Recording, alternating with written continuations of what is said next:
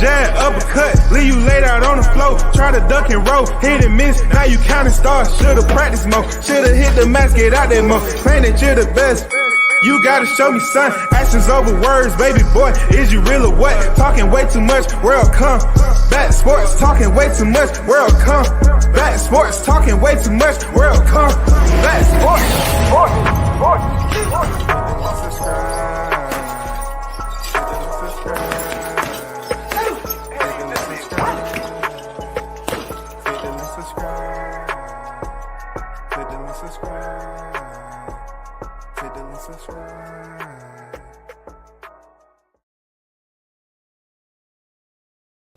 Big shout out to the hottest chat in the MFing game. A-side official. No negotiation needed, period. You already know. The first in the building. The OG Mr. Golden on deck. Salute to you, man. I see you. WCS, what's up from the Aerosexual? Going to be happy as hell if Aero do fight Tim. Yes, we're going to touch bases on that. You know what I'm saying? Just like trying to pet a rabbit. You know what I'm saying? It's bound to hop away right into traffic. You know what I'm saying? They want it, but they don't want it. You know what I'm saying? They don't want it for the right reasons. You know what I'm saying, Mr. Golden? They don't want it for the right reasons. They want it just so somebody else can't have it. Mike on deck. I see you in the building, man. I'm going to drop the link today. You know, it's about that time. You know, I'm just like the PBC fighters. I drop the link maybe about twice a year, maybe 3 times. That's all. You know what I'm saying? You know, I just get the urge. You know what I'm saying? It's been a lot about them in the media lately, so I'm just trying to keep their name as relevant as it should be. That's all. Larry Lopez on deck. Aerosexual's already celebrating. Yeah, man. That's what I'm saying. You know what I'm saying? That's what I'm saying. But see, the good thing about it, some of them are still proving that they haven't got over July 29th. They're jumping off 3 or 4 story buildings with bed sheets to basically prove their loyalty to Spence. And when they bounce off the concrete, you know, they're up there saying Crawford did it. It was because of Crawford. No. Take responsibility and tell the people why you was being a knucklehead and jumping off the building to profess your loyalty to Errol Spence Jr., who don't recognize his fans. I get it. This is the Hot Grease Chronicles, EP 291, year 2024, the most feared man in boxing. We're going to talk about it. So let's get right down to the facts. So I've been actually very, very busy, right? And haven't really been coming online, twice a day or more like I usually do. But I still been trying to keep up with boxing as much as I can, reading as best as I can and just trying to stay up, pretty much.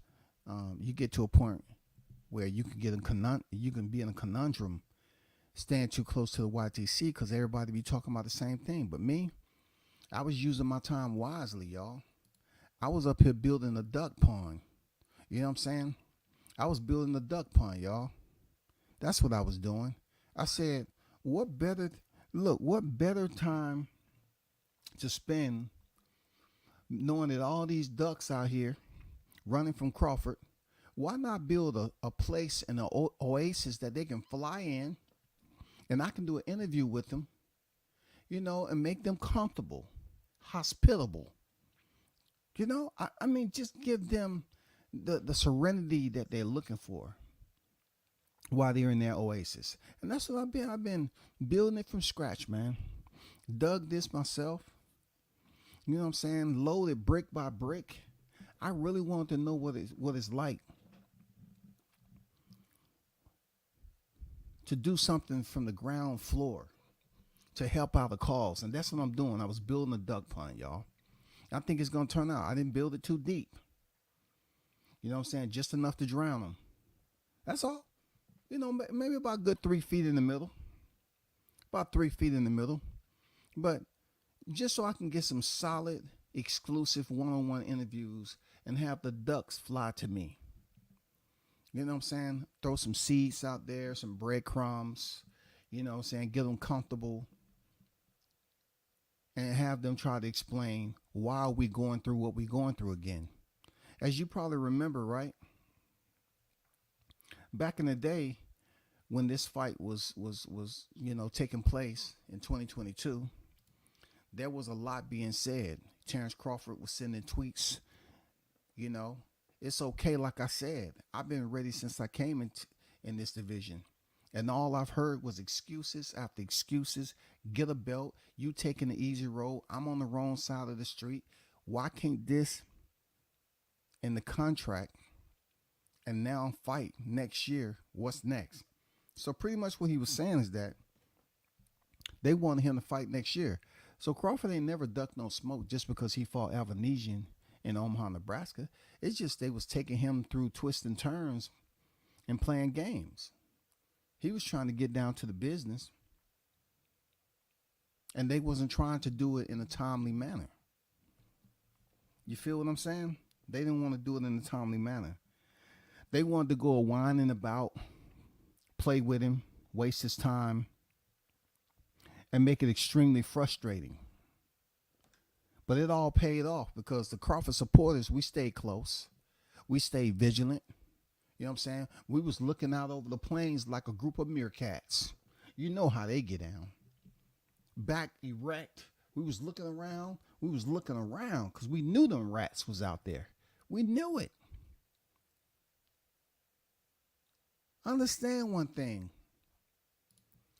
Terrence Crawford said at Errol Spence, I know why they had to drag this negotiation out. I know and heard from some close people to you what you be doing over there now. Get yourself together and stop doing that shit. And you know what I'm talking about. So word has broken, supposedly, that Errol Spence may be in Vegas this weekend. I repeat, you did not hear me incorrectly. You did not hear me incorrectly. Errol Spence Jr., he is the fighter to the right, the one with the backsplash, the one who has the discoloration on his facial composition. His whole facial mask is crimson. Yes, somewhat like 300. True, that's him. That's him to the right. I just want to give you clarity for those of you that might be in the proximity of Vegas.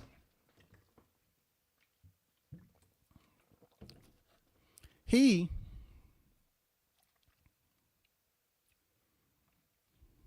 may potentially be in Vegas. He may potentially be in Vegas because now all of a sudden the hand in the back method is working out once more. For a while they couldn't find Spence to put the hand in the back, but all of a sudden they're pushing for this situation to go down the way it is. They're now pushing for Tszyu to face Errol Spence. So, of course, I have to continue to bring you the Hot Grease Chronicles EP 291 because no one does it quite like I do. I have to keep you all aware and help those aerosexuals understand that this would never go away. This would never go away. Listen to what he said back in there. Funny thing is, at Errol Spence Jr., you knew the fight wasn't going to be this year. Your ass was on vacation with your family while me and my team was trying to make a fight. And he's right, y'all. Look, I did blame Bud Crawford partially for the reason why Spence do not want no part of revisiting this rematch. This man is saying he's flying out to Vegas, y'all, but yet we waiting for his 8 weeks to expire, just like that freaking contract did. And we was trying to hope that somehow he would revisit it, catch us off guard a little bit. In the orthodox stand when we should be in southpaw. You know what I'm saying? And tell us that now my eyes healed up. I want to now face Terrence Crawford. I'm ready to face Terrence Crawford. Of course, it's not rumors. It's pretty certain that they're going to be contending around 154 pounds. That's what the scale's supposed to be balanced at their next fight. Crawford has been on record as implementing or activating his WBO, while Errol Spence is still punching his plane ticket and supposedly flying out there to Vegas to show his face. Now, this has gotten the aerosexuals to feel some type of way on this Thursday. I told you a lot of them been dormant, y'all. When they saw that come out, and they say, oh my God, my King, my Lord, my Savior may appear. See, the problem that I have with this, y'all, the real talk, the problem that I have with this is just he couldn't show up to Vegas for Jermell Charlo's fight because he didn't want people asking him questions. But Jermell Charlo was at his fight, and for the best reasons possible to witness that ass whooping. So he was a bit selfish in that aspect, just giving Jermell a call and not showing up because he did it for his own personal reasons. He didn't want nobody to be in his face with the camera. But I really do hope that he shows up this weekend to make this interesting. Maybe Crawford and Spence can have another encounter like they did in Oklahoma. You know, the one that went extremely viral? The one that Crawford prognosticated that he would not be given any credit. If he go in there and beat Spence, they'll say he stayed in the division too long. And what was that other one he said? They're going to say he was weight drained. So therefore, they might have another meeting this time. I doubt it's going to be a bet. I seriously doubt it's going to be a bet. But somebody has to be around to catch the moment. If Spence is going to be walking to the auditorium, I doubt Team Crawford is going to be looking for him. And I seriously doubt Errol want to bump into Crawford anyway. Because looking at this picture right here, I can understand why Tszyu want to fight Errol Spence. Look. I know I'm jump roping, I'm switching, I'm diving and weaving, I'm ducking, and you know, I'm slipping. But check this out though. Tszyu, Errol Spence, Jaron Ennis, Jermell Charlo, Canelo. I'm building a duck pond by hand, y'all. Because it seems like it's running. It's the type of membership that's taking place in boxing. I think I'm on to something, y'all. If I charge them a small stipend for an exclusive interview on my handmade from scratch, you know what I'm saying? From breaking the ground, breaking the dirt, doing everything myself. I think I'm on to something. I think I can really do something big with this. I think this will take over the podcasting scene, bro. Think about this. Tszyu and his manager has been on record, and people's trying to make excuses for him.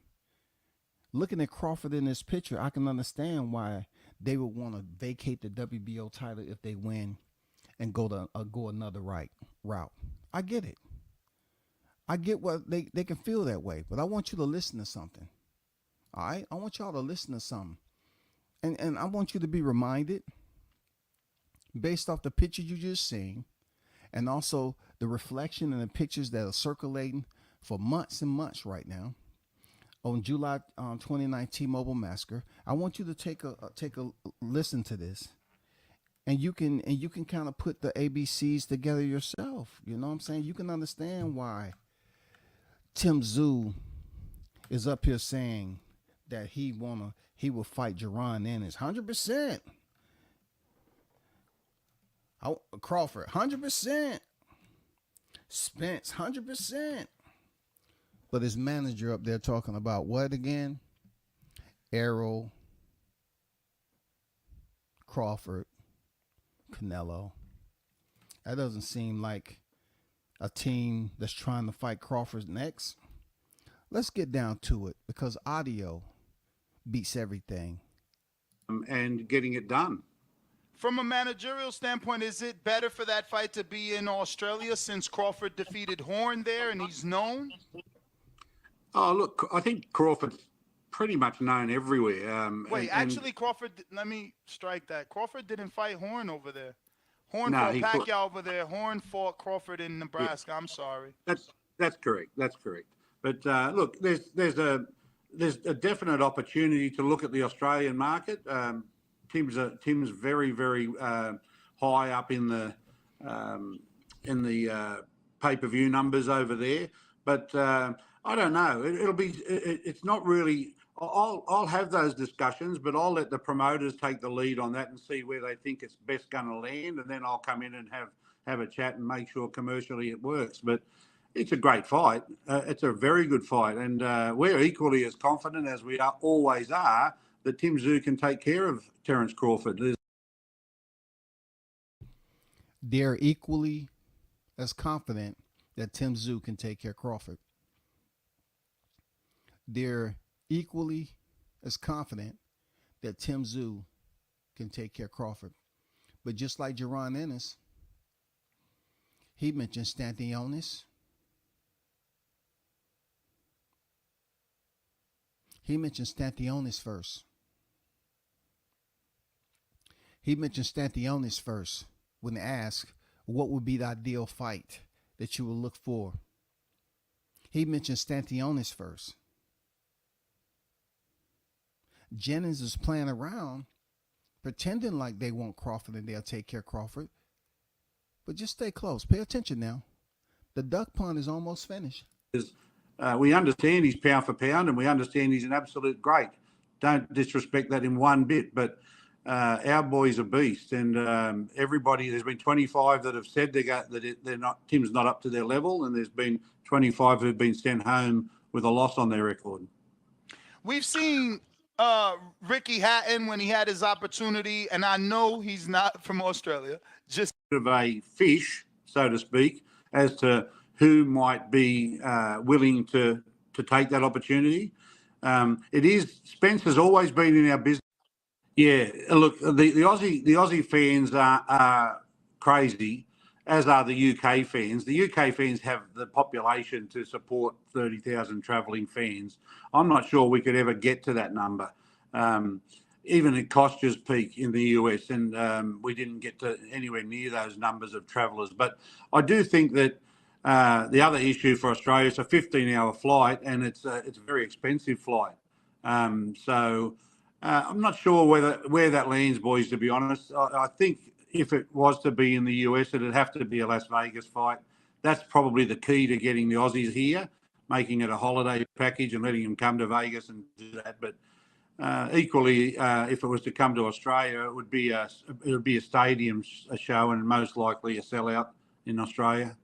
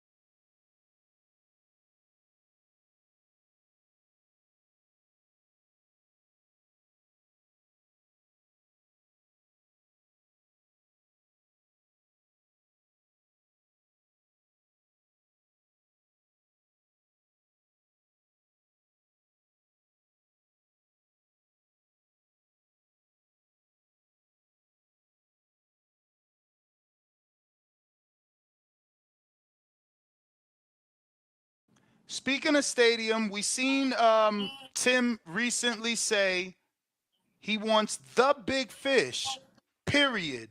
Spence Yes. or Crawford? So you hear, right?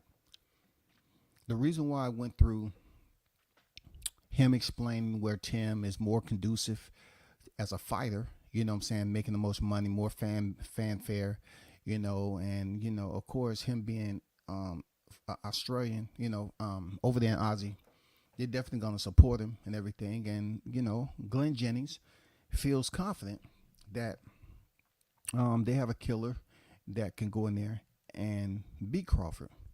The reason why I played that is just to give you an understanding that he is sane. Okay, he is sane, sober. You know what I'm saying? And he's in a sensible state. So he's able to tell you everything about Tszyu, what he needs. It's no dehydration, disorientation, psychological issues going on. No, this man totally was able to give you an overlay on where Tim would sail if the fight came over to the States, how long the flight would take, what the cost of the flights from Australia to over here, everything.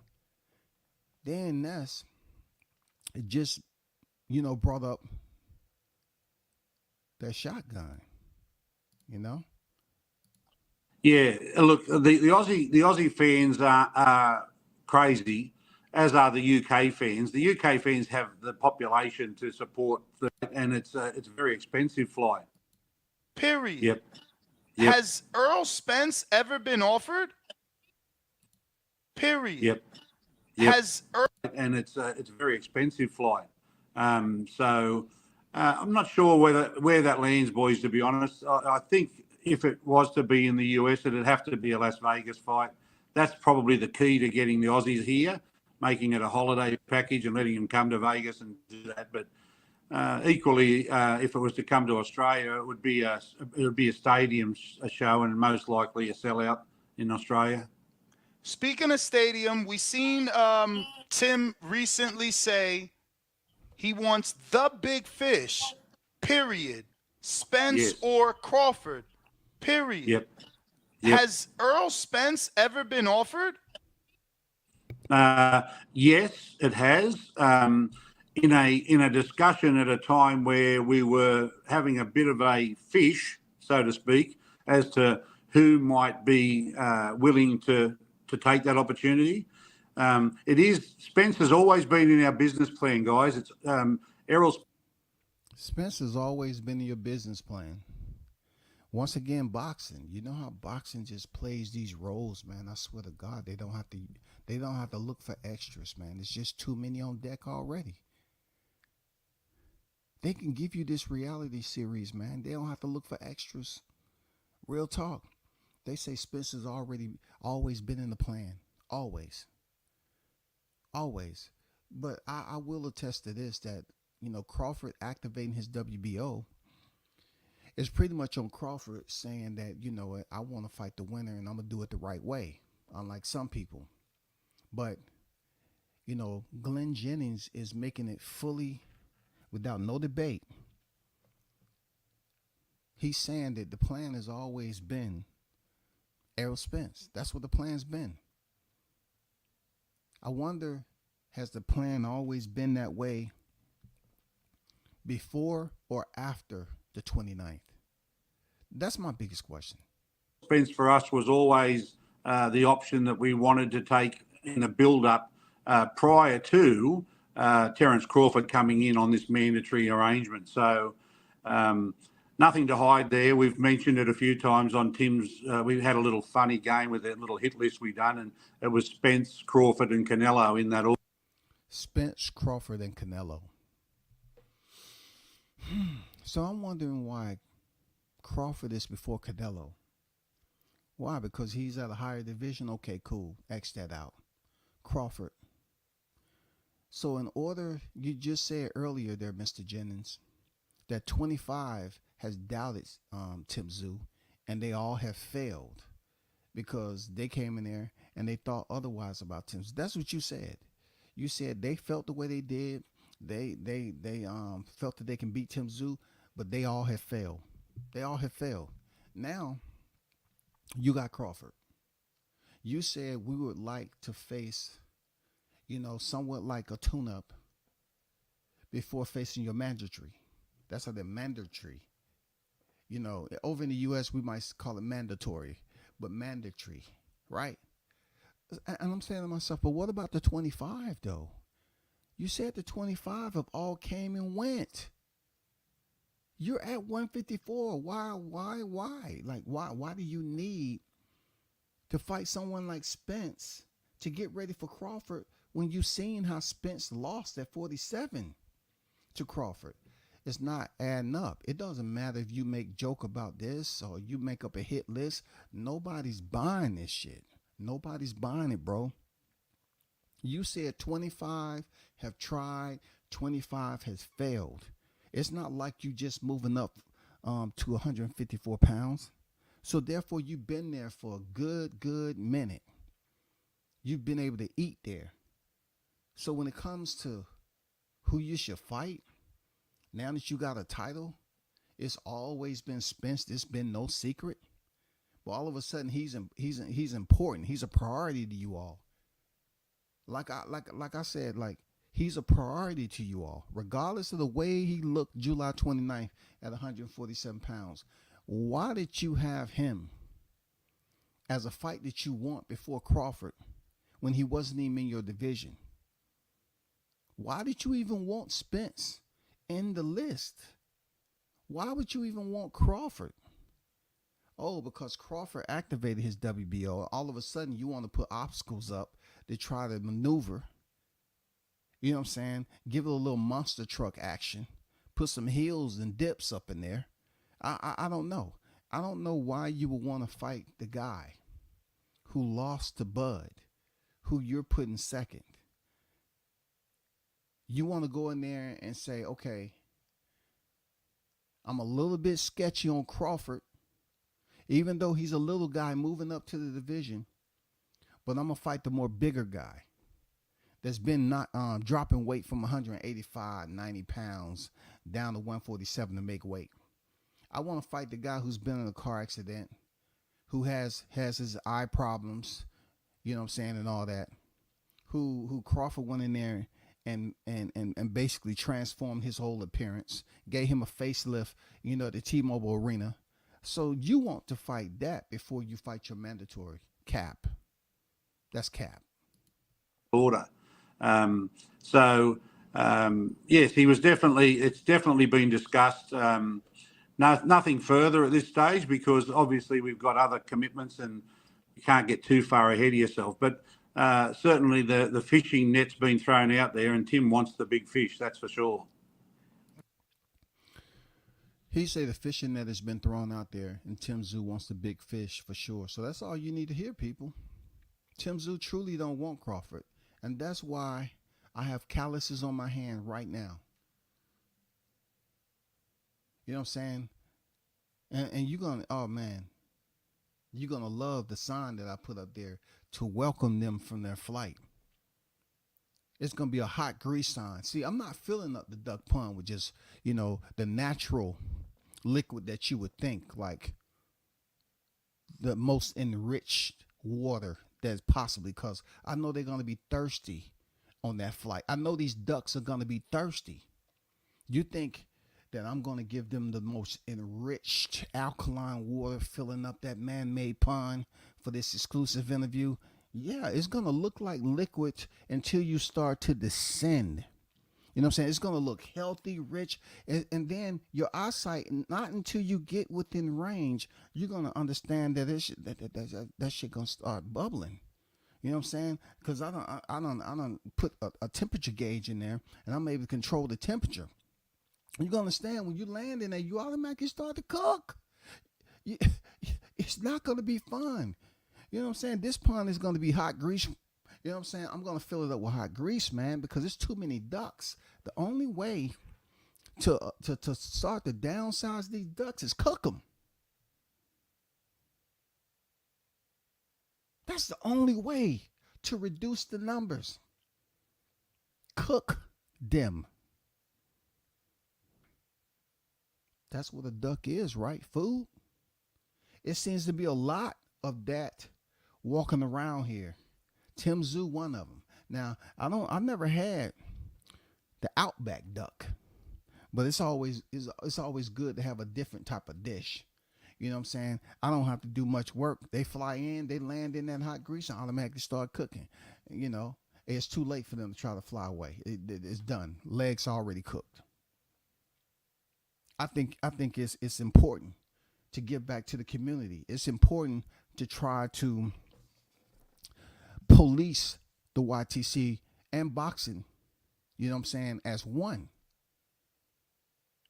People are attempting to go back to the propaganda that they were spewing about this Bud Crawford. And once again, he has no liability on this. He did what he was supposed to do with the rematch. His hand was tied. Errol Spence activated. It expired because he took forever to get eye surgery. And Bud walked. It's no liability his. But I can tell you who's at fault. You know what I'm saying? What more was he supposed to do? He did what he's supposed to do. Spence didn't want to step in there with Crawford, but all of a sudden, he may be flying out to Vegas this weekend because he wants the winner of Fundora Tszyu. That's interesting. That's interesting. You know what I'm saying? It's interesting how, you know, the strings, they never really look like they're falling apart or whatever. The strings look tight when they out here puppetizing these fighters. They look pretty tight. They look sturdy, durable. And all of a sudden, they convince Spence to come out of hiding, to go to Vegas to show his face because he want to jump on the Crawford bandwagon. He want to jump on and chase the clout of Crawford because people start to buzz about him fighting the winner of Tszyu Fundora. Now all of a sudden he wanna ride off Crawford's clout. He can't do shit on his own because nobody's seen him, heard of him, don't know what he's got going on, but he want to go up here and pretend like he want the winner. And then look at Tszyu. Tszyu, they all in the game too. Oh, we've always said it's no secret that we wanted Spence, Crawford, Canelo. That's what we want. Please. It's cap. It's all cap. It's not true. You cannot sit up here and blame Bud for anything except being responsible for their fear. Bud is responsible for all of that. He went in there and did it too well. He made somebody's look like nobody's. He did what he's supposed to do. We can't stop that. Would you be willing, or is Tim willing to take him immediately next? Like if Spence is saying he's back, or do you want him to get a win first? No. If it came to be and Spence became available next, absolutely we'd take that, as we would if our hand is forced via a mandatory for Crawford.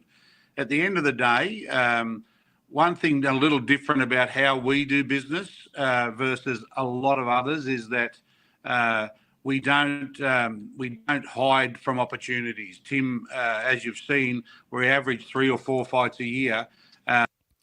He said they don't hide from opportunities, but if you vacate that WBO title, that's granted if you win. That's if you win now. You know what I'm saying? Fundora been dressing like he's coming out the damn woods from hunting. And like he's been on a wildlife adventure. You know, he's wearing all these freaking, hunting caps. Like he's been out back. You know what I'm saying? That's what Fundora's been looking like. He looked like he's been out there in Australia. Hunting on the outback. Mr. Jennings say they don't duck opportunities. You know what I'm saying? They opportunities, ducking.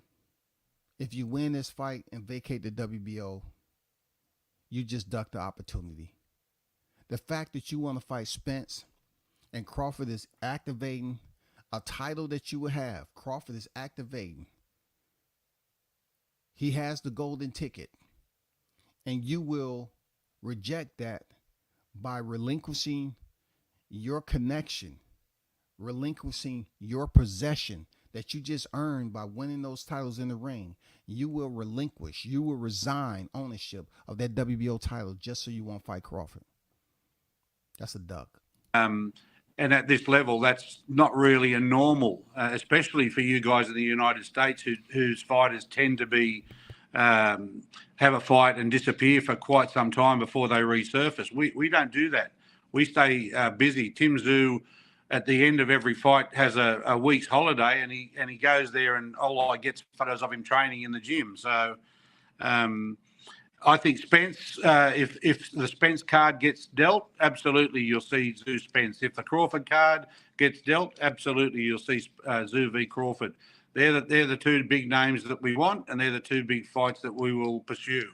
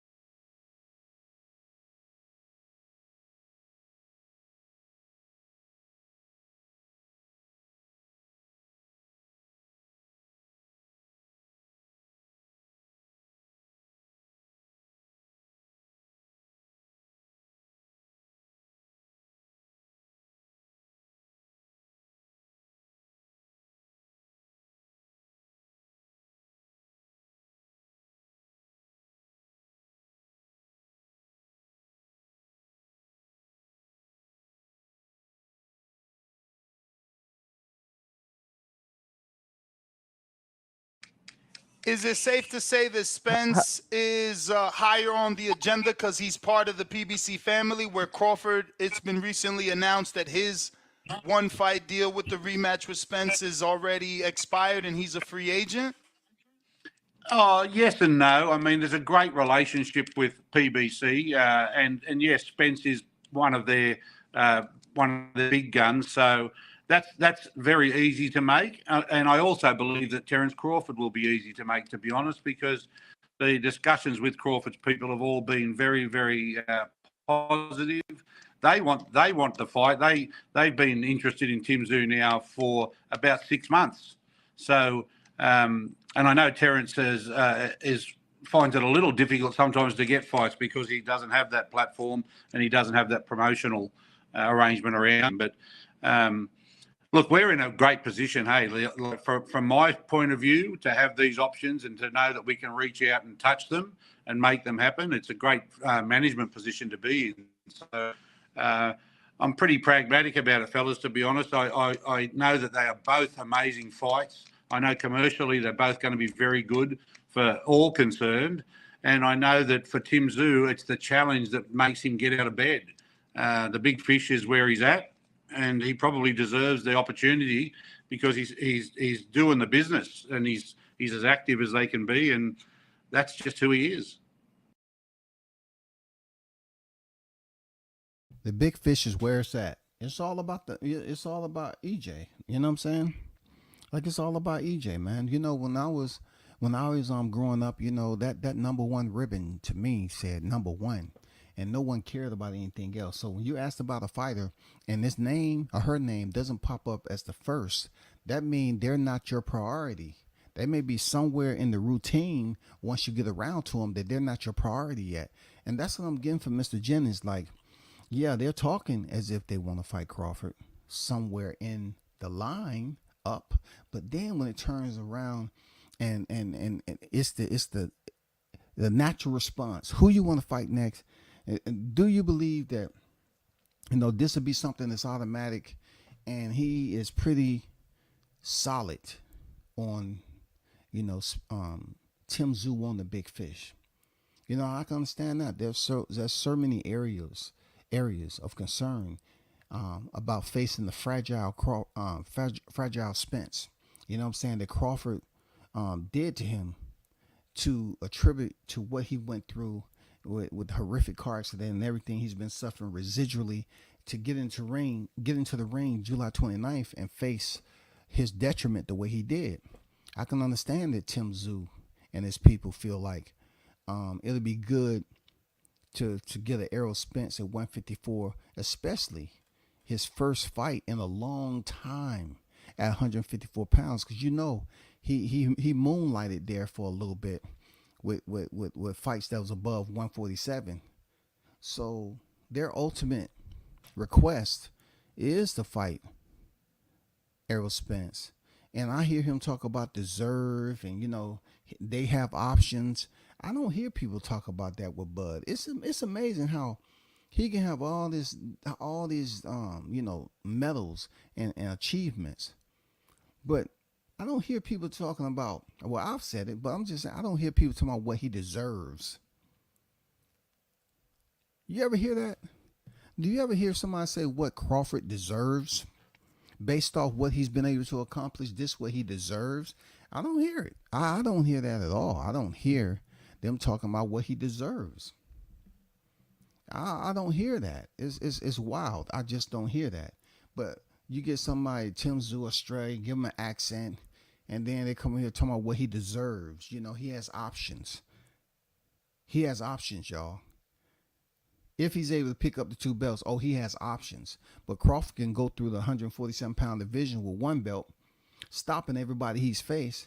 And I don't hear anybody talking about he deserves a shot with Errol Spence. Look, I heard the opposite. I heard that he doesn't deserve a shot with Errol Spence because he ain't fought nobody. But here go Tim Tszyu. People talking about Tim Tszyu, he earned it. He deserves it. He go in there and beat Fundora. That's a last-minute replacement. He's earned it. He's a good guy. It doesn't have anything to do with being a good guy, because just because a fighter is not inclined to be active with the media and put himself or herself out there socially, it doesn't reduce their FICO with the fan base. You know what I'm saying? Because they never really established it, first of all. And look, what if Crawford would have been a little bit more user-friendly back in the day to his fans? That doesn't mean overall his fan base would have been astronomically bigger just because he decided to socialize with him and connect with him. Some people, they just don't have that connection, and the fans will say, okay, I'll get up for that person when I see them. But as far as, watching interviews and stuff like that, everybody have their own line of fire, man. Everybody has their own line of fire, period. And I know they love to hear these fighters come from these other countries with accents and talk, and they love to get behind them, even if they cheat. They love to get behind them. They don't care, man. The Furies, the Joshuas, the Tszyus. You know what I'm saying? All you have to do is put something different than the US of A. You put a guy from Omaha up there. No, he don't deserve. He don't deserve to fight Spence. That's what they was telling him. But Tim Tszyu, how did he get the WBO again? Okay, exactly. And all I hear, he deserves to have options to pick who he wants to fight. He deserves. How did he get that WBO title? How did he get it? I'm not saying Crawford has never fought for a vacant before. I'm just saying, how did he get it though? I mean, What's the heaviest weight that you see Tim going to? By the end of his career. Look, in all honesty, Tim Tszyu's a very big 154. He could walk to 160 tomorrow without a problem, and he will easily accommodate 168, and that'll do us. And of course, if you look at our hit list, 154 will take care of that division. 160, not too strong at the moment, but in time, hopefully, it'll clear up and we'll get some good results out of that. But the big gun is depending on the timing of Canelo, if he's still around and where he's at by the time Tim gets to 168. So we're realistic. We know Canelo's the gun. He can choose whoever he wants, but we work towards specific goals, and our goals are real. They're not fake. If we say we're going to pursue Spence, Crawford, and Canelo, that's exactly what we'll do. Pursue Spence, Crawford, and Canelo. Now, we all know Tim Tszyu is not going to be at 154 that long. He's not going to be at 154 that long. If he decides to take that Crawford fight, he knows he's in for one hell of a ride. He gets beat, he's heading to 160 quick, then you can blink of eye.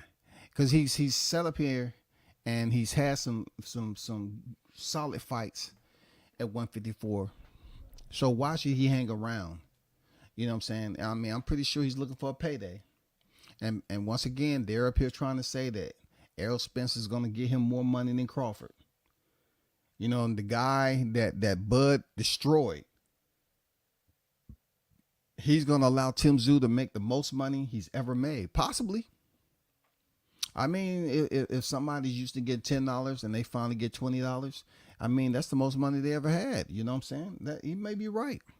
That doesn't mean he wouldn't make more money than that with Crawford. It just means that Tim Tszyu, his team is ready to settle to face Errol Spence, knowing that they're going to get paid more than they ever made by fighting either one of them. But when it comes down to the actual challenge itself, the difficulty, that's when they're going to basically weigh the risk versus the reward.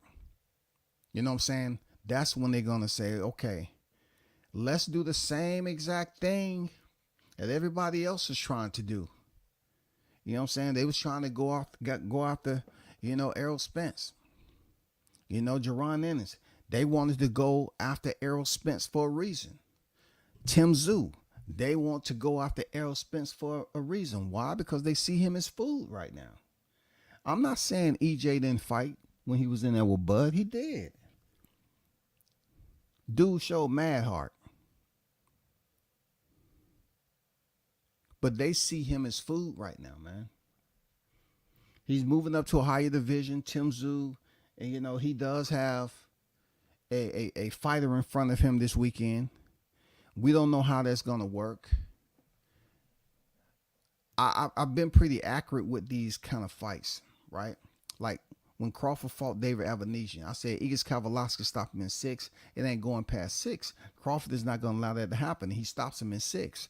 And they try to say his gloves was all messed up. He was cheating. He had altered gloves. I mean, just the buffoonery, right? And then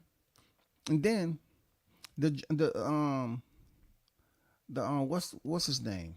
John Ryder situation. I say, yeah, he went the distance with Canelo, but Hammy McGee, he'll probably go in there and stop him to build up the fight with Canelo. Exactly what happened. He ended up getting a stoppage, and some of those knockdowns was questionable, just like Francis Ngannou. It's film out there. It's receipts that's out there, people. They're questionable. And he ended up stopping John Ryder. And ultimately, Canelo wanted to play around like he left PBC when he didn't go nowhere, came back, and they made the fight. They made the fight, right? You know what I'm saying? Thank God for Hammy McGee being signed to who he's been signed to kind of take him out the fray, and have certain people speaking on his behalf. But he was able to get the fight. He stopped John Ryder. He didn't look impressive to me. Now, I'm looking forward to this right here. I'm looking forward to see if Tszyu can go over there and, stop Sebastian Fundora in 7 or under. Can Tszyu stop Fundora in 7 rounds or less? Do I see Sebastian Fundora taking 2 L's back to back? Who's the bigger name? Who's the bigger draw? You know what I'm saying? I'm just thinking about it. Who's the bigger name? Who's the bigger draw? Yes, he has Australia behind him. Okay, cool. Who, if the orders was given, who's going to take the L?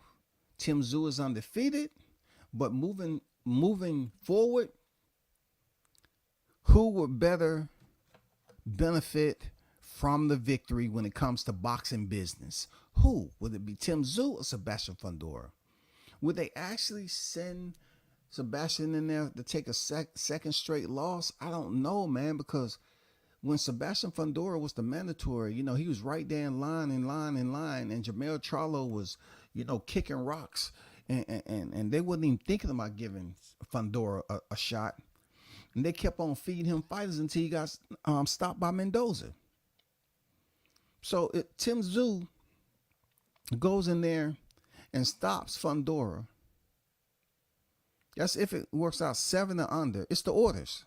Point blank period. Point blank period, man. I don't see Tszyu doing that. Yeah, Brian Mendoza went the distance. Okay, he went the distance with Tszyu. I get it. Styles make fights. It doesn't mean that just because he went the distance with Fundora, Tszyu should be able to go in there and do the same thing Mendoza Brian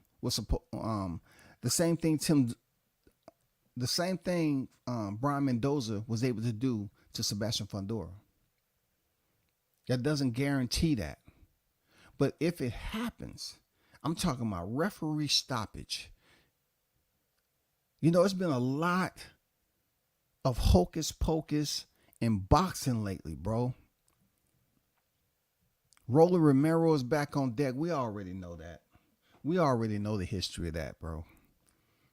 Francis Ngannou. Come on, man. People act like this stuff don't exist. If he goes in there and stops Sebastian Fundora in under 7 rounds, 7 or less, just to set up his next fight, then I suppose we all know who had the orders. Okay? That's what we can say. We all know who got the orders. Shout out to Jessica in the building. Salute to you. Color, but if it was cataracts, broken ribs, altitude sickness, it should look like a whole different fight. Man, that's the weakest ish ever. Like Timmy's team out here looking weak as fuck. Hey man, they name the names. They know what 1, 2, 3 is. They know what ABC is. They know that people look at A and 1 in the same position. It is the first. You know what I'm saying? Who would you more likely want to fight next? We're looking for the big fish.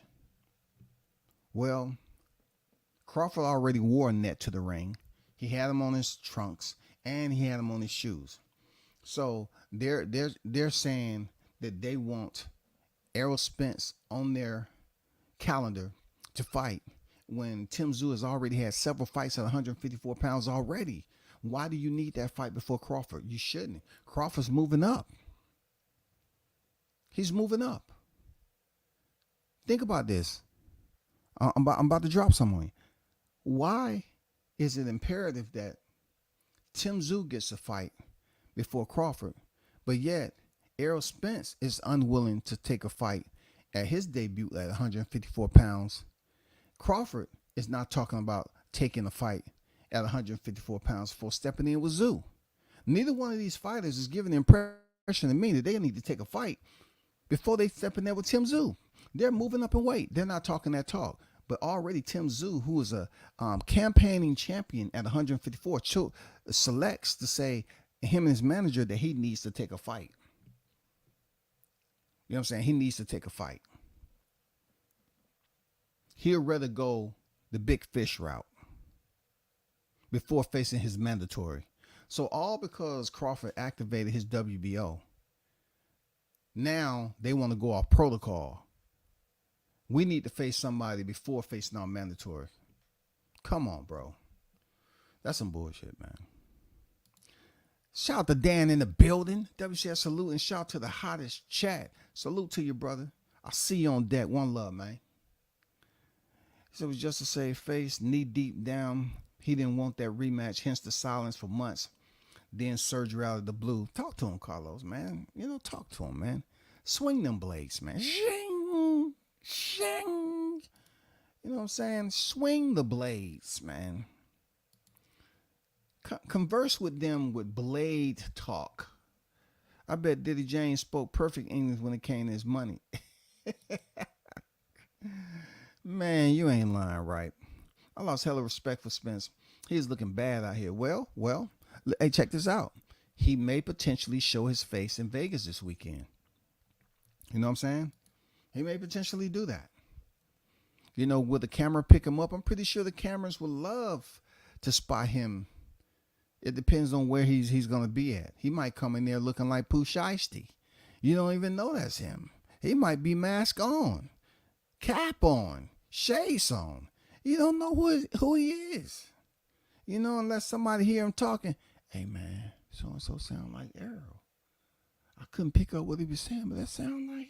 No, that's Derrick James, man. They all sound alike. No, I think that's Errol. I can distinguish...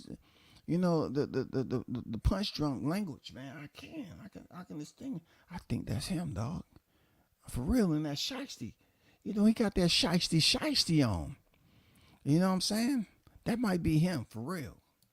Shout out to the GOAT, Big Blunts and Boxing in the building. Salute to you, brother. Sound like a bunch of...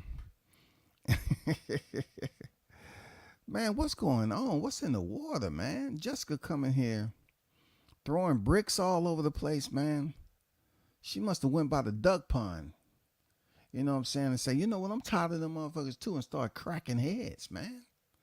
I'm telling you. It's a lot of ducking going on, man. It is a lot of ducking going on. And then you have these bullshit artists that's coming back and trying to actually, I don't know how you humans let these people get away with this shit. Y'all trying to come back and act like, you know, PBC is doing this and PBC is blackballing Crawford. Listen, y'all didn't get enough the first time. Y'all didn't get enough the first time. All that nonsense she was talking. PBC ain't gonna do this. Al ain't gonna do that. How can you even come out your mouth and act like Bud's at fault because the rematch expired? Now it just seemed like you're trying to bully the process. The rematch expired. How is he culpable for anything? The man chose to go on vacation and punch passports and then wait till the new year come in and have somebody rolling him out of a freaking Walmart with a patch over his eye. I mean, how is that Bud's fault? That ain't his fault, bro. Shout out to Juice Lee in the building, man. What's good with it? Salute WCS in the chat. PBC trying to blackball Bud. It started when Mel moved up to fight Canelo. Can't have an outsider knock off the whole stable and expose him for overrated fighter. Ooh, hot grease.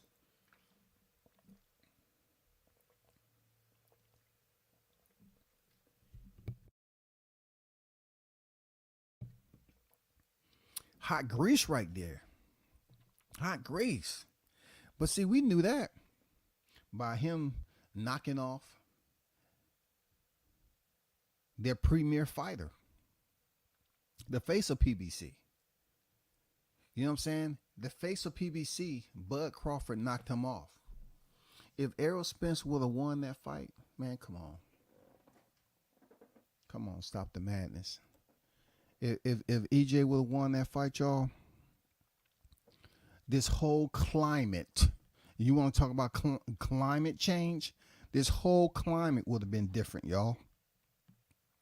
The whole climate, the whole YTC climate would have been different if Errol Spence would have beat Bud Crawford. It would have been different. But now we have witnessed with our own two eyes, heard with our own two ears, and we spoke on this with our own voice. And that's why you got people like Juice Lee saying, when Mel moved up to fight Canelo, can't have outsiders knocking out the whole stable. I mean, you can't have the outsider doing any of that. They knocked off, Bud was able to knock off their premier fighter. And the reason why they still upset, because they just can't find a way to recoup the money that was lost. That's all. They can't do it. Shout out to my guy Jamal Neasy in the building. What's good with it, Neasy? Salute to you, brother. Hope all is well, man. Appreciate you pulling up. I'm convinced that these opposing fighters get intel on Boogeyman Crawford training and who he spars, and have them running Canelo, Tim, Charlo. Yeah. I mean, they can tell who they want, bro. They can tell who they want. But when Crawford is self-promoting himself, right? And then you happen to see certain slides that come out where he's out there. You know what I'm saying? He's out there. He's out there. You see these pictures popping up. He's out there, man. I mean, how are we supposed to stop that?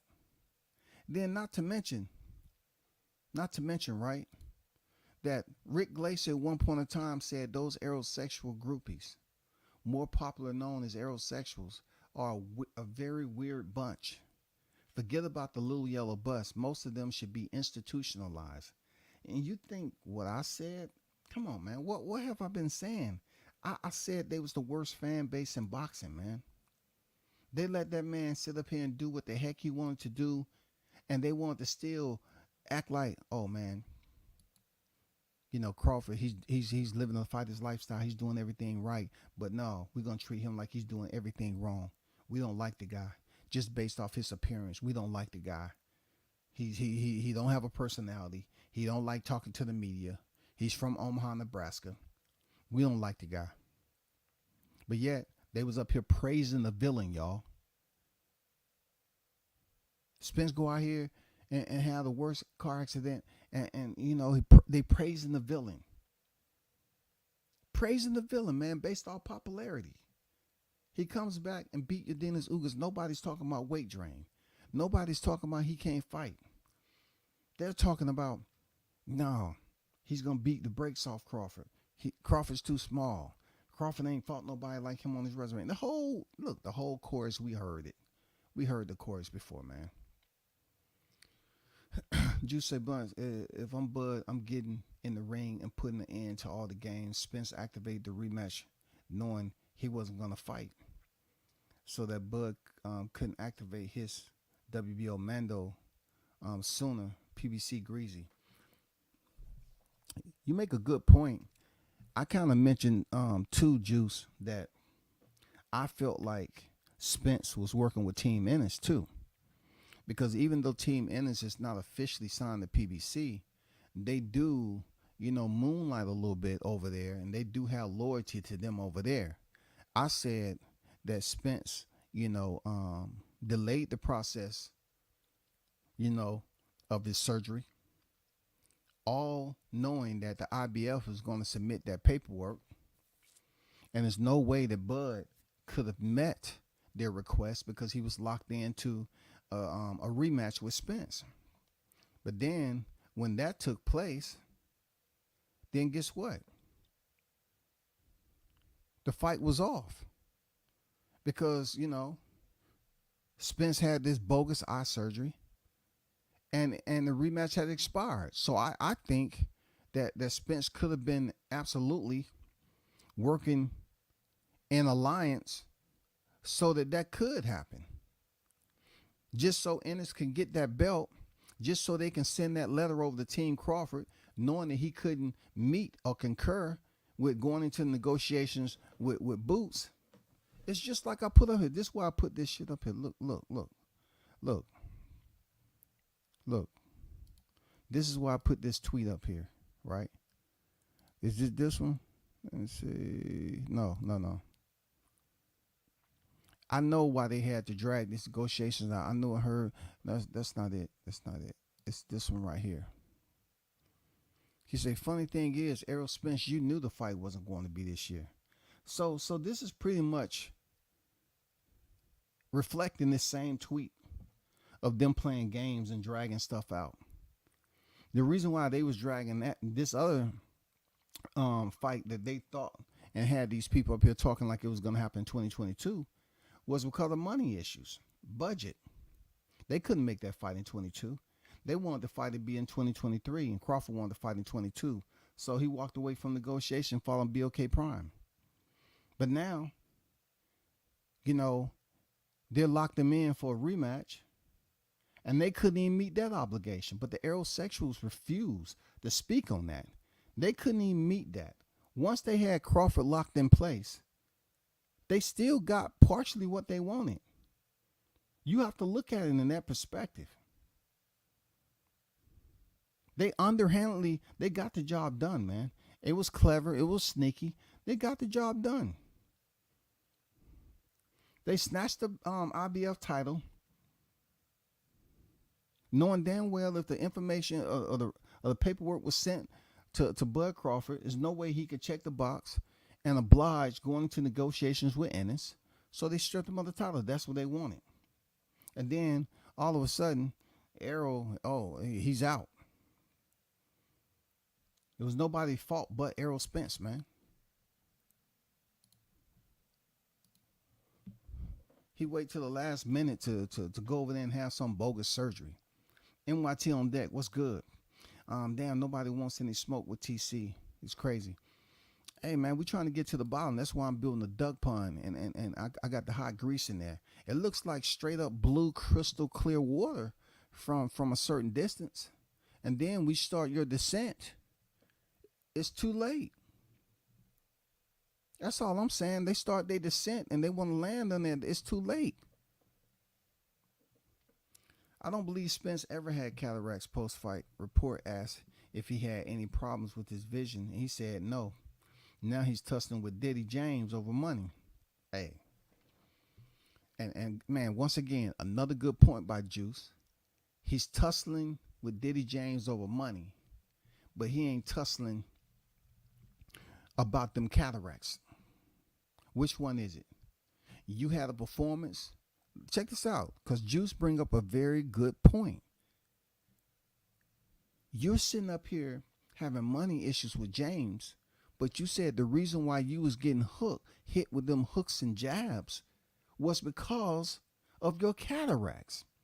So how can you not like the game plan of Diddy James if you said that you was having cataracts prior to the fight? You already had a pre-existing condition. Somebody explain this to me. And shout out to Facts in the chat. Juice dropping some gems. Why would you be debating or arguing this money issue with James if you already put out there? I'm going to tell you, some of these boxers ain't the smartest, man. You already put out there that you already knew you had cataracts, and that's why you was getting hit with hooks and jabs. But yet, you're putting it off and not paying James because supposedly you didn't like the game plan? Which one is it? You had cataracts or you didn't like the game plan? Or is it because James popped you in the head with the mitts? Which one is it? Because it can't be both. It can't be both. You can't have cataracts and took hooks and jabs, but yet on the back end, you're blaming your trainer for the fight plan that didn't work out in your favor. It can't be both. It can't be both. And if this goes to court, Spence is going to lose. It can't be both. You can't be suffering from cataracts, a pre-existing condition, and your own record is saying you was getting hit with hooks and jabs because of it, but yet you mad at your trainer all of a sudden and don't want to pay him because of the game plan? But the cataracts, you already said that's the reason why you looked as bad as you did. and they wonder why we be on these aerosexuals the way we do. They wonder why, man. That's what I've been saying. He definitely said he had no problem seeing. No problem. Look, you go to fights and you find out there's a medical process that goes on. A lot of cats, they stick to social media. They never attend these fights. They really never get to visually see it firsthand about how the process works. And the commissions are different. All right? The commissions are different. But when you heard all these so-called diehard boxing fans making these excuses, it was sickening. You know what I'm saying? Because now you're making a community of people, because they used to try to call this the YTBC. And I was like, there's no B in it. It's no way that you can associate boxing to the YTC, because no. These people up here want to be reality show stars. They don't want to be diehard boxing fans. They'll speak on boxing to a point, but they don't want to be diehard boxing fans where you have a situation like July 29th and they come up here and say, hey, I'm going to tell you straight up, man. Errol Spence got beat. No, they came up here talking about Crawford was cheating. Diddy James up there, squeezing the gloves, trying to see if anything in the gloves. I mean, the whole debacle was just terrible for Team Spence. You had your coach molesting the gloves. You say you knew about a pre-existing condition. That's why you was getting hit with the hooks and the jabs, right? But yet, you're not out here correcting. Yeah, you may not have said it yourself. Up to a certain point, people was up here respecting Spence for not making excuses. But you came out with the cataract shit. That's an excuse, Spence. That's an MFing excuse, bro. All along, people's up here, oh man, Spence didn't come with no excuse. Spence didn't come with no excuse. And then you got surgery and you say, oh, that's why you think I was getting hit with them hooks and jabs. Bullshit, man. If that's the case, you need to give Diddy James his money. Period. Facts W says it's collusion from everybody over there. They know Bud is a wolf in a chicken coop. Al ain't losing the farm to one man. Talk that fire, dog. Talk that, man. Bro. Making some solid points, man. Solid points. He's not trying to lose the farm, because he was trying to keep that wolf on the outside. They thought they had took care of it. People was up here saying Al Heyman can never do business with that Omaha monster. He wanted to see transparency. He don't deserve no transparency. How dare Bud come up here trying to act like he's Amazon Prime? How dare he act like he's important? What's his reason for wanting to see books? They say they was going to pay him net pay. Oh, is that right? But still, he don't deserve that, man.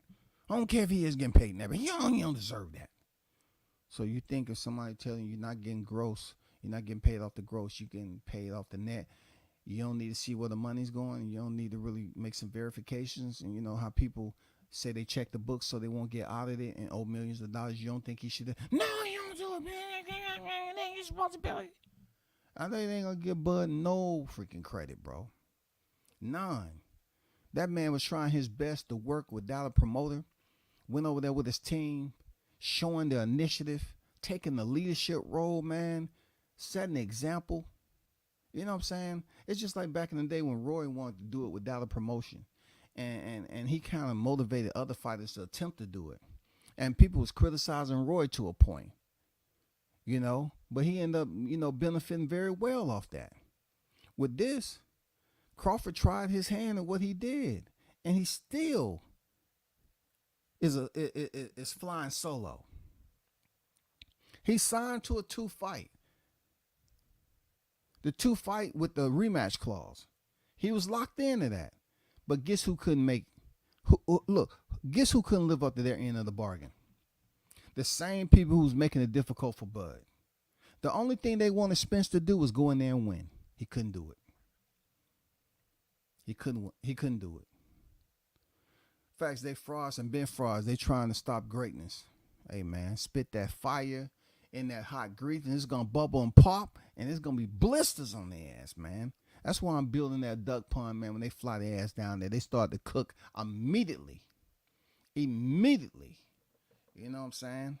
Did Spence reply to that tweet? All I know is I seen the tweet. Blunt sent me something in the DM, right? Because I've been busy. And, you know, I'm looking at it like it'll be good for him to show up to Vegas. You know what I'm saying? It'll be good. But will he show up to Vegas? You know, I'm quite confused at the whole thing because, you know, I be running this through the mental Rolodex. And see, he did like a short vid with a shark. But yet, when he was at the press conference, he told Crawford he couldn't catch Moby Dick with a net. You know what I'm saying? I mean, what the fuck is going on? Is it just me, y'all? Like I don't have a doctorate, bro. I don't, bro. But I'm just saying, why this shit is so stupid. Like you got sharks for them. I know the shark look cool, but you got killer whales, you got orcas, then rolling up on them, ramming them, eating their liver. You feel me? Like, and then you say you a shark, but at the press conference last year, you said you was Moby Dick. I ain't never seen nobody catch Moby Dick with a motherfucking hook with a motherfucking net. I ain't never seen nobody catch Moby Dick with a net. Which one are you, Moby Dick? Sam, Dick, and Harry? Tiger? Great White? Hammer? Which one are you? You got the shit tattooed on your body, bro. You say you're gonna be in Vegas and you got a video of sharks? What the fuck, man? A shark is not goddamn Moby Dick. Shout out to Unbiased Brim in the building. Will the politics of boxing supersede the sport? Are we to be reward those who lost over those who won? Well, politics go many different ways, man, depending on who's the delegated. You know, this boxing at the end of the day. Politics, you know, tend to favor whatever type of monetary plan they have in place. You know what I'm saying? How are we going to make this money? Okay. So how are we going to plan it to make this happen, though? Okay. All right, let's execute then. All right. It's all about who's making the calls, who's the role players, who's the shakers and movers, who's brushing elbows with who. Boxing always go in different directions. I always say the boxing puppetizes the fan base and the consumers. I always say that boxing always has the hocus pocus and keep us in the dark about a lot of stuff. That's why the YTC stays as active as, look, imagine this. I say this all the time, right? People say, hey, WCS, man, you ain't try to change your channel and try to do, you know, advance your channel. And I always tell them, like, I'd rather be doing fights. And, you know, this boxing is not the only thing I do, first of all. But they always trying to say why I haven't built up my channel and all that shit, right? You know, and I'm saying to myself, it's still a channel, though. And I can still talk whenever I feel like talking on it, period. But peep this out, though. When it comes down to social media as a whole, and the amount of hours invested to basically build up a channel where you don't own the platform that is on. You're putting in the hours and hours. Why wouldn't boxing play around and puppetize you to get free promo? Why wouldn't they do that shit? If you're gonna run around like worker ants to try to put all this money into a platform that can be shut down at any time. That means when your platform is shut down, everything that you built to portray that you got all these subscribers is gone. What if you was to do that in your life? What if you wasn't on social media as much as you are, and you just invested all that time in boxing to build up your own brand, all the hours it spent. Man, come on, bro. Come on, man. Boxing will continue to play games with us. Continue, bro. Because we put all this effort and time and money trying to be the first. It ain't no retirement in this shit, dog. They can snatch your channel at any given day, and you can have 100,000, 500,000, 800,000. That shit is gone. Gone. I don't see none of them channels talking about Boots since Spence tweeted they happy EJ getting the fight over Bud. They did the same thing when EJ got the Manny fight. It's deep hatred. Hey, man, I don't know who goddamn where Juice came in from, but he came in here with motherfucking torches lit. You know what I'm saying? Spears with dart frog poison on the tip of them. He been spitting some poison today. You know what I'm saying? Hey, you absolutely right, man. I just look at that shit, right? And that's why I just been, I've been doing Hot Grease Chronicles, because now Bud Crawford's name surface once again, and people, look, they're not gonna admit to it unless they're a supporter. They've been waiting to see what Bud's gonna do after this Spence failure. Who is he fighting next, man? They want to see him step back in the ring, man. There's no ifs, ands, or buts. They want to see him step back in the ring. They would like to see him step in there with Spence, but Spence don't want to fight. He's doing it the right way. So just like Juice said, it's deep hatred.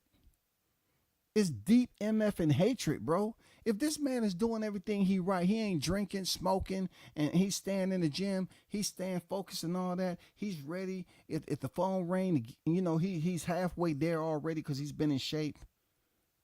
Why the hatred, though? Why people out here cheering for Spence to get a fight? It's boxing. You got Spence and nobody seen him close to a gym.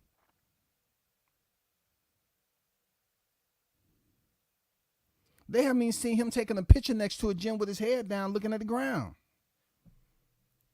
They haven't even seen him in a world-class furniture store, dog. Shout out to Bud Gonna Stop Canelo in the building. What's good with it, brother? Spence duck Bud. Now he hating on unification. Man, it's just what it is, with him. He's showing us what we already know. We know he a hater. He's a legitimate hater. He even, when he dapped him, when he dapped Crawford up, talking about we get to make bank. I think deep down, you know what I'm saying, probably before the weight cut. You know what I'm saying? From what I seen out there in Beverly Hills, from what we seen in Oklahoma, them, having that encounter. And me being able to listen to Spence tell Bud what he told Bud. He truly believed that he couldn't see Bud knocking him out. He just felt that Bud was too small, wasn't that strong. And then he found out when Bud freaking shoulder bumped him off of him. That's when he found out in the ring. But prior to that, him and his coach, they was pretty much like conjoined twins when it comes to their thought process. These niggas, they actually thought that, hey, he ain't fought nobody. We don't have shit to worry about. Just continue to go in there and do what you do. You'll break them down as the rounds go around. He didn't expect Errol to be on his ass, though.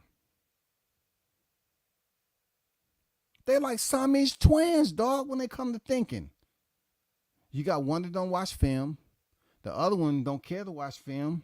He already know who he is.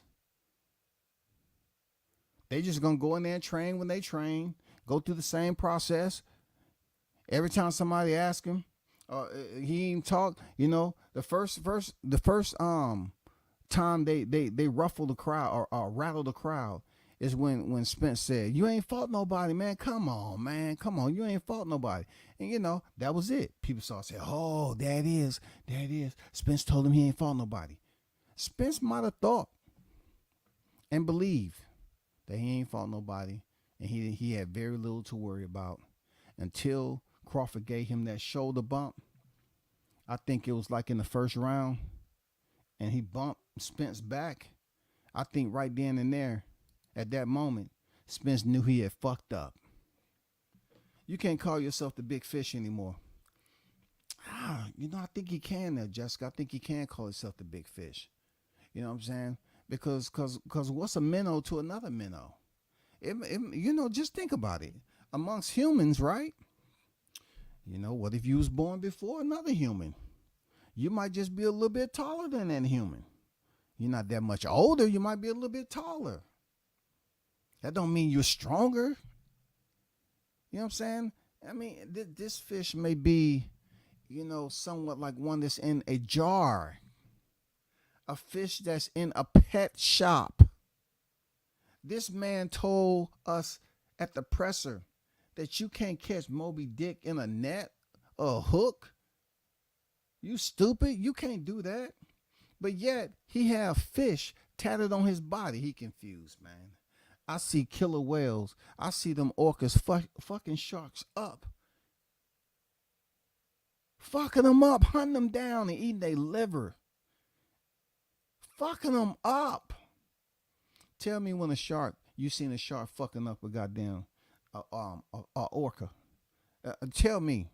I want to know. It must be a baby orca. Tell me when you seen a shark fucking up a full-grown orca. No.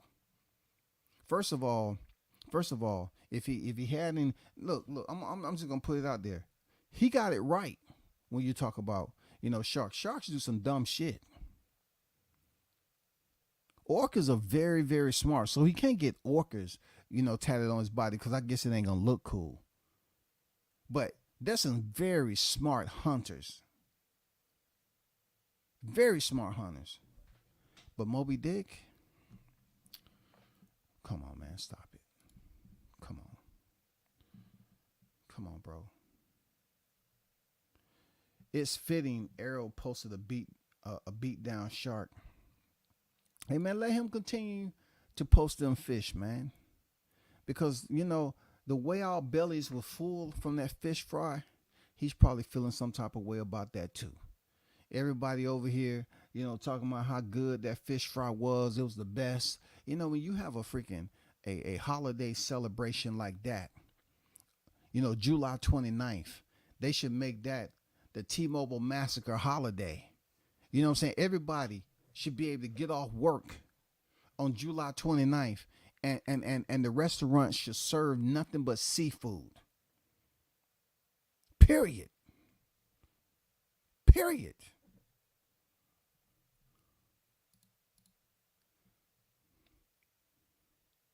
I saw someone say, yeah, that's right. EJ mess up Bud plans since he ducked the rematch.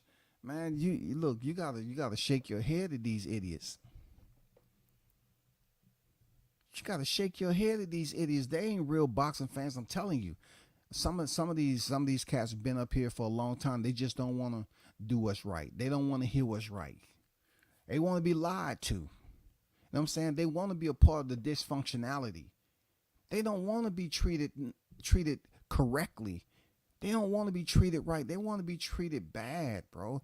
They want you to lie to them. They want to believe the lie, especially if it benefit the fighter that they supporting. They don't want to hear nothing else, man. Lie to me. They want to talk about Bud Crawford ducking after the shit clearly expired. What more was Bud supposed to do? Nothing. He can't do shit. Why don't the sexuals want the rematch now? I don't know, Juice. I mean, maybe you should goddamn go out here and get a food truck and serve them some cocktails, a special cocktail. You know what I'm saying? Dress up the label real nice. You know what I'm saying? Serve them some cocktails. Don't put the price point too high, but serve them some cocktails, man. I'm not gonna put out there the ingredients that it should be, but serve them some cocktails and try to have a conversation with them. They won't know that whose side you're on, Bud or Spence. But just, have the camera rolling and say, hey, what y'all think about what's going on with the Crawford Spence situation. Y'all want to see that rematch?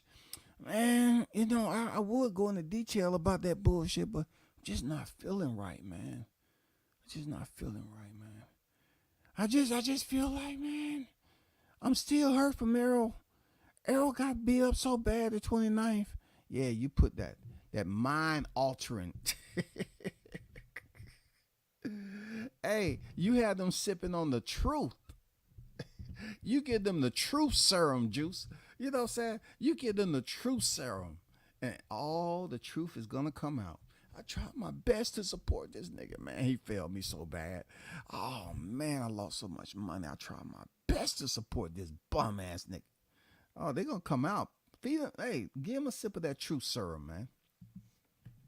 Give him a sip of that truth serum, man. They'll start talking. They'll start telling you their deepest secrets when it comes to this boxing shit. They acting like the 29th never happened, and Spence deserves to.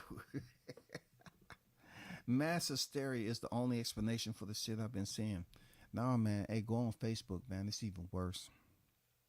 It's even worse. I told you they want Fundora to win because they feel like Bud is in an impossible situation with fighting somebody that tall. They believe Bud is super small. And even though they talk about how strong he is, it's not going to matter against Fundora because he's going to be punching down on Bud. I'm telling you, they are plotting like they've always have. They want Fundora to beat Tszyu just so Bud can have a disadvantage, a clear disadvantage. They thought Spence would be a disadvantage just based off his pressure fighting style, right? But now Fundora, his height, his range, his output, they believe that Crawford won't be able to withstand it. He might end up like, Erickson Lubin or something like that. Hey, I don't care who wins. I got confidence that Crawford would get the job done.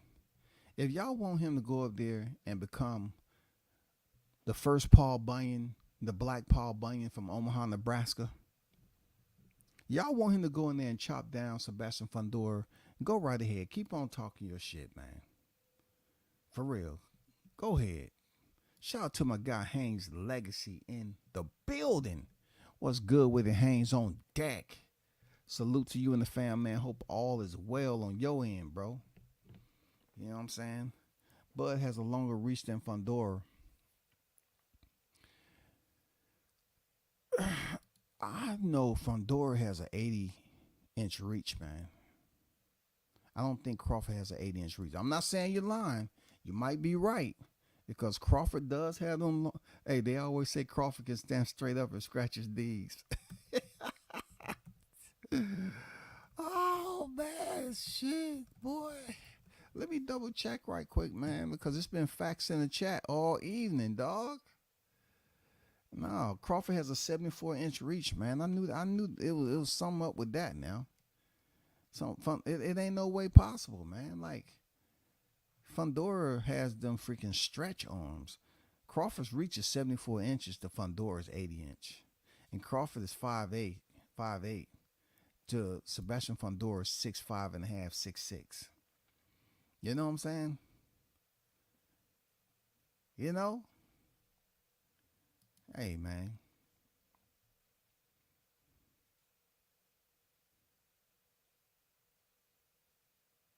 Oh, okay. I got you. Now that makes sense. That makes sense. Plus, he has a higher IQ than Mendoza too. You know what I'm saying? But I like Brian Mendoza, man. He showed hard in there. He just is not Bud Crawford, man. He's not Bud Crawford, man.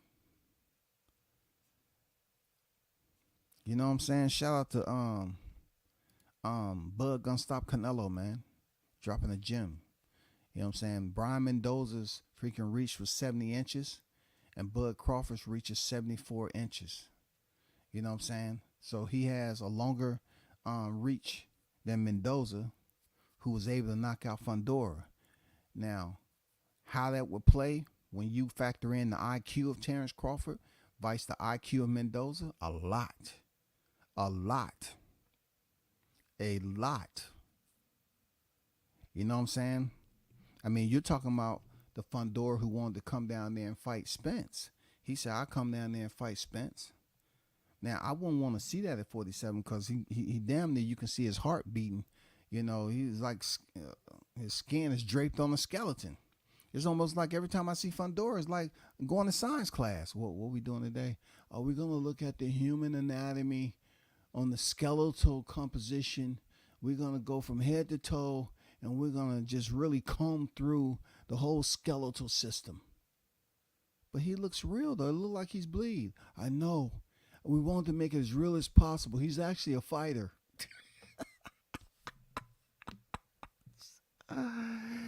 Oh, what's his name? They call him Sebastian. Yeah, the Towering Inferno. He's actually alive as we speak. So, Mr. Fundora, can you remove your shirt, please? We're going to start with the bony structure of his head, his cranial cap, behind his ears, his jawline, chin. And what I want you to notice is that the little area that you feel that's expanding back and forth, that's his heart. That's where his heart is beating out of his chest. His heart is beating out of his chest, man. I swear to God, I ain't want to see him come down to 47. I ain't want to see that, dog. I ain't want to see him step on the scale and his heart be beating. We can see the actual blood flow, the freaking white and red blood cells, all that shit, man. I ain't want to see the ligaments, the tendons.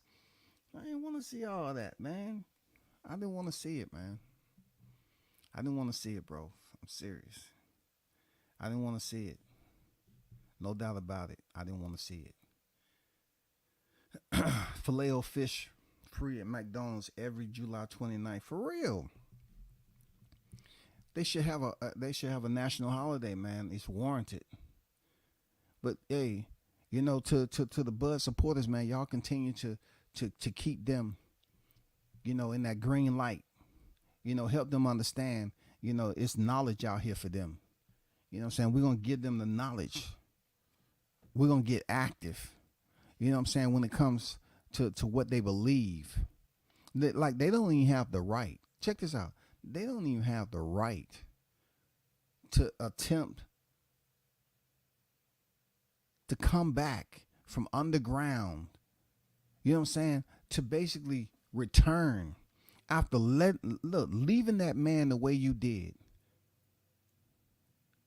Just leaving him. Didn't even come here and see if he was okay. Just left the man. Didn't want to talk about it. Didn't want to hear nothing. Y'all busy over here arguing and lying on Bud. Now all of a sudden y'all want to come back like little schoolgirls, right? And you want to test and do a pirouette and see can your skirt fly high. You want to see can the pom-poms, is it just right fit for your hands? And you want to say, oh, Spence, yeah, we would rather see, Spence fight Tszyu, not Crawford. Because you know how we feel about Crawford. Yeah, you're not boxing fans, man. You motherfucking haters. That's all. That's all. You haters. You're not real boxing fans. You want to see Crawford's downfall and his demise because he's the one that handed Spence his first loss. Not the fact that we're talking about what was recorded on BoxRec, but we're talking about what was recorded under the bright lights when the bell rung. That in itself is why you're mad. You understand? That is why you're mad. You're mad at the data analytics. The intel that you picked up on July 29th, it hurts, man.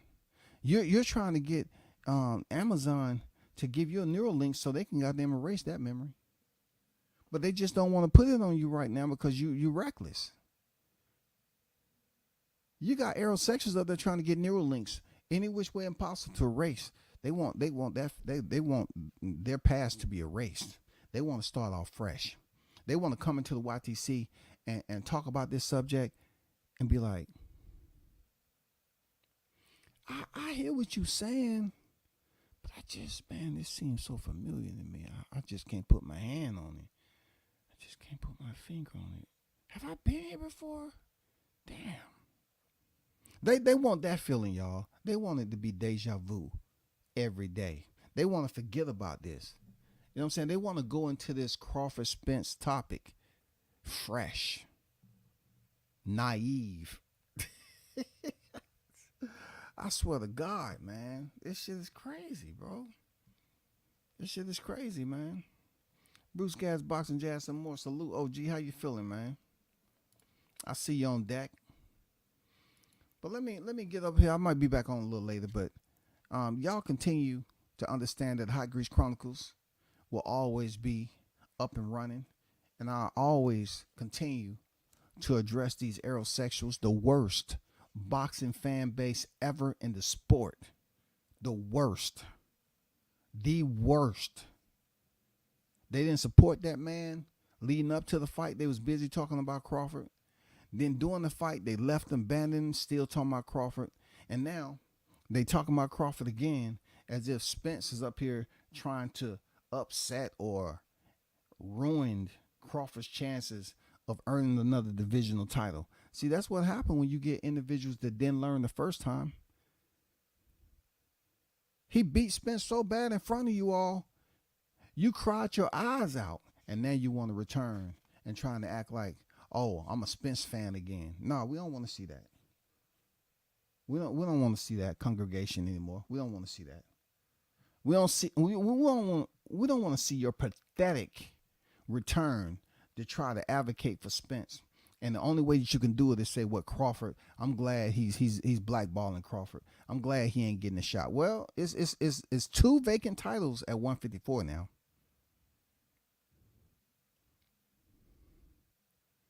He's still the unified champion at 147. They're fighting for the WBC and the WBO. He has both of those titles. I'm saying he has options. Isn't that what Glenn Jennings said? He has options. I'm glad that we have options. Did you get the cash out? Oh, I ain't see it, bro. I didn't hear the notification. Let me see right quick, man. If y'all sent the cash out, man, let me know, man, because I'll be multitasking. Shout out to Haynes Legacy in the building with the super chat in the cash out. 5.00. Thanks for the dang $5 cash out, man. I appreciate you, big dog, for the support. You know what I'm saying? Much appreciated. One love to you, man. Always appreciate the support, man.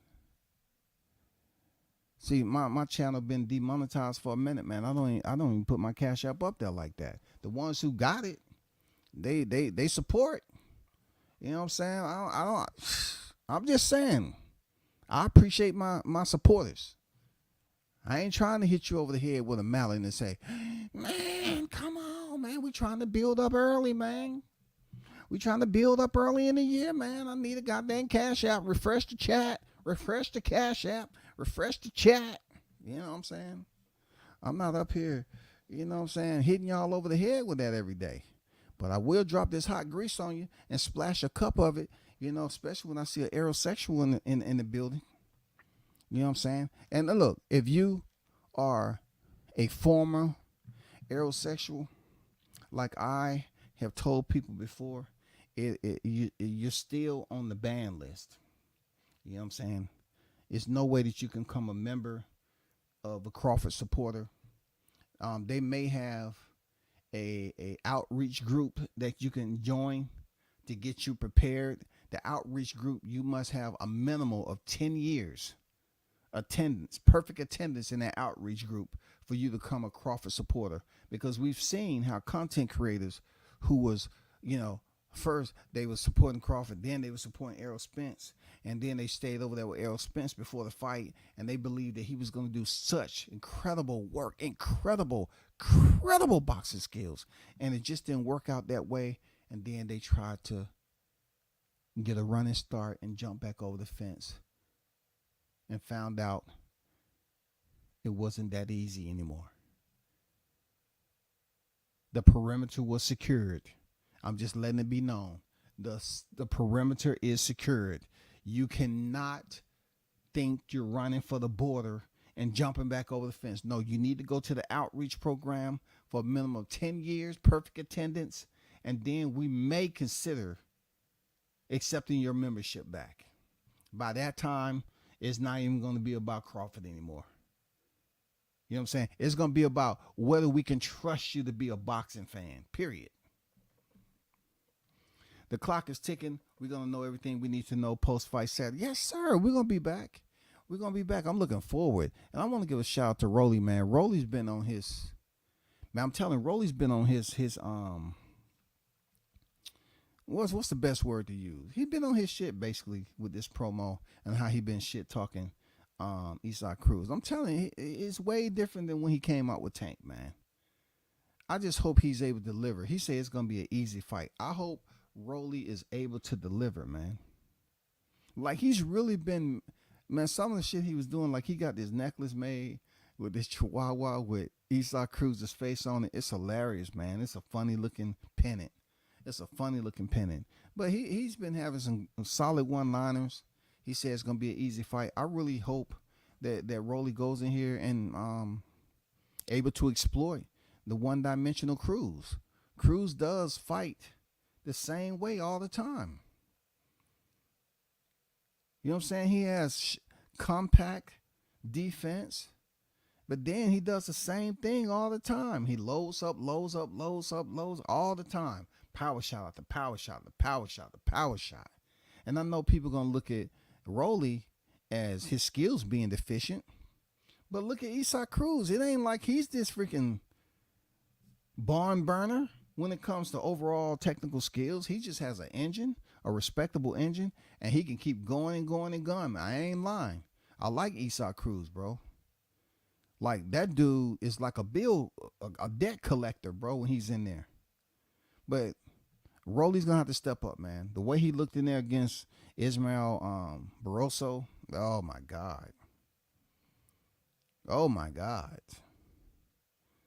Bro, I hope, Salas, you have been paying attention. It seems like, per the video, you have been taking this serious. It's gonna be a good fight. And for Tszyu and Sebastian Fundora, you know, man, at one point in time I was like, hey, I want to go for Tszyu. And then I thought about, you know, Cambozo. I said, nah. Then I thought about Jeff Horn. I said, nah. Treat them all the same. You know what I'm saying? No. You know, you start talking about this duck talk. And nope. So therefore, I'm looking at it like, may the best man win. You know, if Tszyu got that Spence talk, I'd rather, you know, Fundora. But then Fundora win, he might do the same thing Tszyu talking about.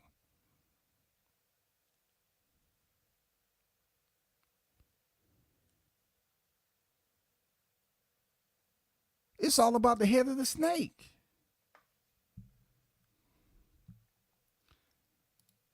Haynes said, bro, I got to support my guy. You the only channel that respect and care about his chat individual. Others just happy to see the money. Yeah, man, for sure, man. You know what I'm saying? I always give a shout out to those who support, because obviously you out there working hard for your money. You know what I'm saying? I just look at it that way. It's tough having a job today, but I appreciate the ones who drop it in, you know what I'm saying, and support the channel when that happens. You know? Nobody can say I'm up here, hey, man, hit me. I got the cash out flashing across the screen. Hey, man, when they support, man. I appreciate you, bro. You know what I'm saying? I appreciate the ones who look out. You know what I'm saying? Real talk. Y'all up here working. I've been there. I'm much older now. I ain't going to take y'all down memory lane, but I know. I've been there, man. PBC just bud for Legacy Boxing. PBC bad for Legacy Boxing. Let's see how this works out, man. Let's see how Saturday plays out, y'all. Let's see how the weigh-ins look. I'm curious to know. I can't wait to this fight, man. The fight card itself ain't that bad. I ain't gonna lie. The fight card itself ain't that bad. But I'm looking forward to it. Why? Because I just want to know who Crawford may potentially fight next. And then if it is Tszyu, then I get to go out here and decapitate some more aerosexuals who's up here talking about Crawford's out. No, he has options, man. He has options. Either way it goes, the man has 3 belts. He has options. So if y'all want to sit up here and run interference and act like little kids, you know what I'm saying, act like some hoes, y'all continue to do that. But hey, until next time, man, y'all hold it down. Shout out to the hottest chat in the MFing game. A-Side official, no negotiation needed. Period.